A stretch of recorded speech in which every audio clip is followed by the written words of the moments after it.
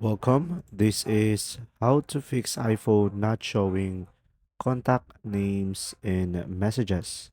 So guys, the first solution that you have is just simply go through the settings into your device. Now once you are here, just simply scroll down until you see over here iCloud. So go ahead and tap on that. And from here, you could just simply go see all on the save to iCloud tab.